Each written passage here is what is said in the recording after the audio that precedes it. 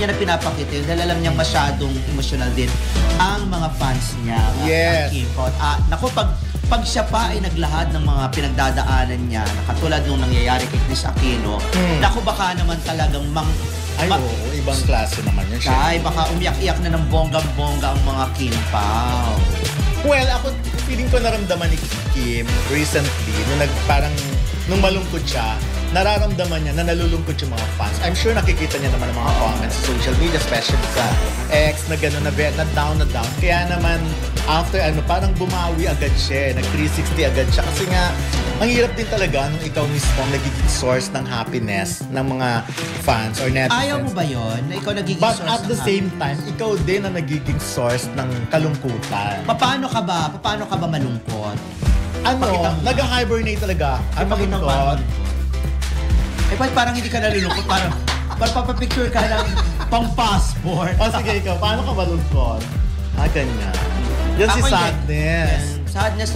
Hindi mo ako makakausap. Kasi makikita mo talaga sa mata ko na malungkot. Transparent ako eh. Ako hindi parang ganyan lang. Ganda mo namang malungkot, besh. Grabe ka talaga. Sobra. Alam nyo, napakabait na lang talaga ni Kim. At wag lang sana dumating ang point na kumbaga sasabog na lang itong si Kim. Ay, sabi nila ganun daw ang tao, yung laging masaya. Oo, sasabog na lang ito at bigla na lang mawawala at naggamit mo na ang mahiwagang pag-e. Hindi, totoo. Pag sabi niya ang tao daw masayahin, mas maraming drama ang buhay. Totoo ba? Like, yun ang sinasabi ng mga komedyante. Yes. Sinasabi ng komedyante. Pero depende naman, di naman lahat.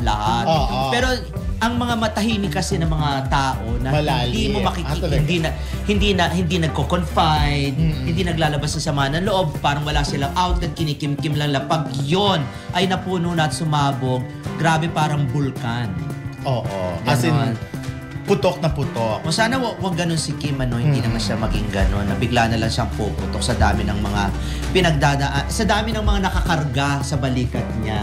Lalo responsibilidad, mga subconscious kasi, alam mo, di ba, hindi natin, kahit gusto nating maging masaya, minsan maging tahimik, may mga dumadating talaga sa ating mga problema na minsan di natin kinakaya. Pero yun nga, hindi natin masyado na pag-usapan yung Semsem Anyway, shoutout kay Rebecca Alemania. Good afternoon, Walking. Sana po silang gumanap ng Crash Landing on You. Ayun na nga, ang dami nagre-request because of that. Dahil pagpunta nga ni Yunbin dito, na-compare. Tapos talaga, doon nag-start yung pagkabuhay na naman ng dugo ng mga fans dyan sa Semsem na yan. But, well, alam mo, nakakatuwa yung ganun lang kasimpleng linya, Semsem. Talagang buhay na, sabog na ang buong At trending siya the other day.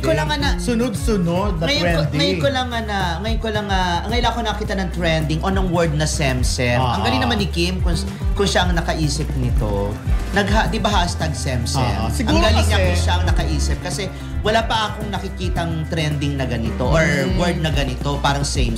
Diba? Same. Siguro pag halimbawa yung mga Korean, pag nag-deliver ng same, baka ganon. Semsem. Hindi ko lang sure Pero yun nga, bongga ang galing magpa-trending, simple lang at saka parang biglang nagbago yung pakiramdam nila like si Carlos Miguel, parang kahit na may pinagdadaanan din, naging masaya nung araw na yan. Pag binasa mo yung mga... At nagpa-thank you yung ibang mga fans, nag-thank you kay Kim. Kasi nga, parang nabuhayan din sila ng loob. Kaya nga. Nag-glow din sila. Meron din si Ami Perez, di ba dati na parang ganyan, na meron siyang word na napauso. Tapos kahit si BP Sara, di ba nung... ano yun? Ano yun? Basta meron ganun, tapos meron naging at Amalayer, di ba? Well... Yung bigla mga ganun. Naging kanta yun. Actually, ano yun, di ba? Yung sa LRT yun. Tsaka kung ano man. But anyway, yung Semsem, so magiging ano na siya. Kung bibigyan mo ng kahulugan ng Semsem, anong meaning ang pwede mong i-connect doon? Huwag na yung same Semsem. Ang Semsem mo, no? Ang Semsem mo, kasi kahapon, ganun ka rin, tapos ngayon, ganun ka rin. Semsem ka. Parehas din. So, same din. Dapat ibang-iba. Semsem? Oo. Ang Semsem mo, naligo ka ba? Hindi ba? Parang asim-asim naman yun. Ang Semsem Kaya mo, nga, ano nga pwede mong gamitin? Paano mo pwedeng gamitin yung Semsem? Nagpa-Semsem ka ba? Bakit? Ang ganda mo. Nagpa-semsem ka ba? Nag-glow cake. Yeah, oo. Nagpa-semsem talaga ako actually. Oo. Ayan na. So, Pero yung pinapaki- semsem, bahala po kayo kung papaano nyo. Oo. Pero ito semsem ba ito? Yung ganyan. Oo, semsem yan. Oo, ako din. Semsem kasi nagbibigay talaga ng positive vibes. O semsem kasi hindi naman maiwan ni Kim yung mga ganyan, di ba? Yung pag-workout niya, hindi niya may iwan yan. Kaya everyday, semsem. So, pwede yung, kung ang semsem, pwede ring peace o found peace, di ba? At least, kung pwede mong gamitin. Kasi kanya-kanya interpretation. But of course, alam naman natin kung ano talaga interpretation. Pwede rin naman sabihin natin yung semsem, good vibes or masaya. Yan Ang pwede semsem mo, di ba? Parang ang semsem mo. Alam mo yung face mo, Nakakasem- nakakasemsem. Oo, ang talaga.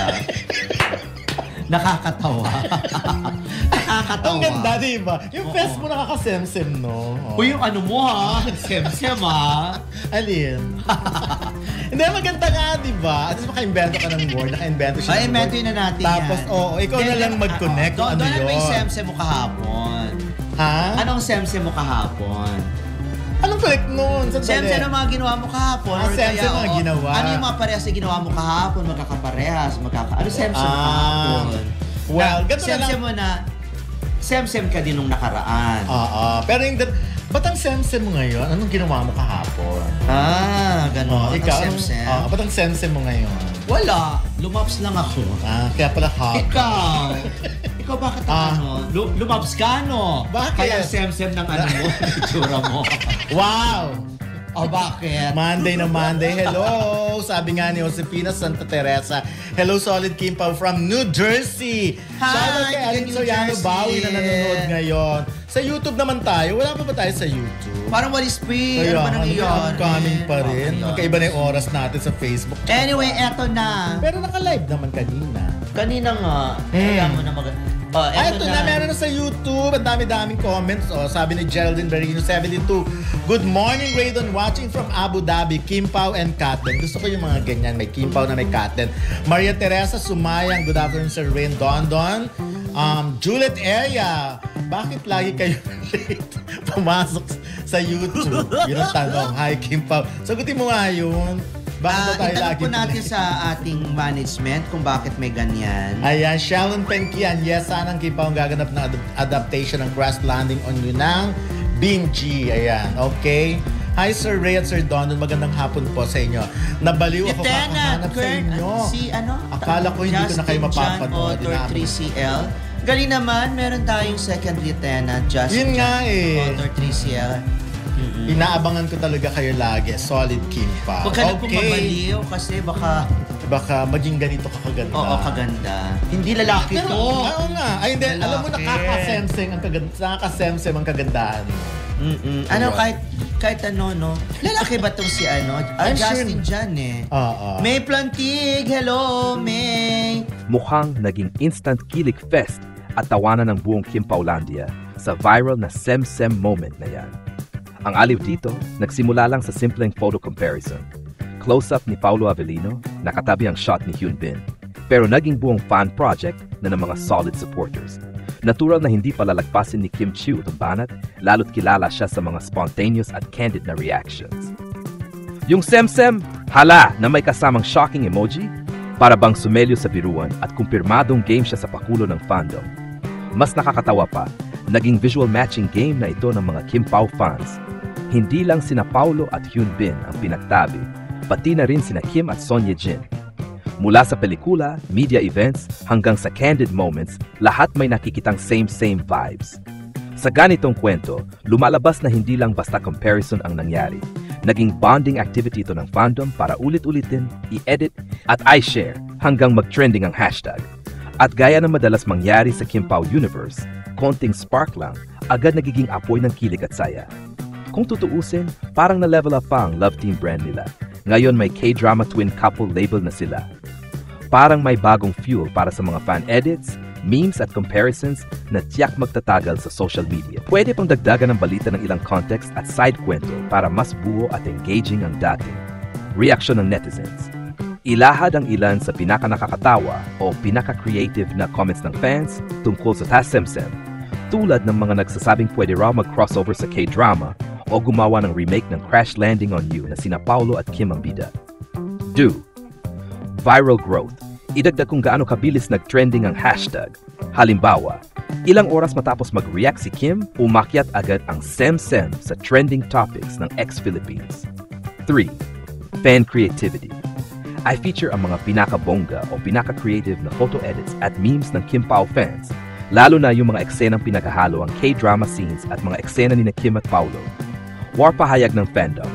Maaring isama ang mensahe ng ilang Kim Pao fan groups na nagpapasalamat sa good vibes content na dala ng trending hashtag at kung paano nito napapasaya ang fandom sa gitna ng busy o stressful na araw. 5. Potential projects.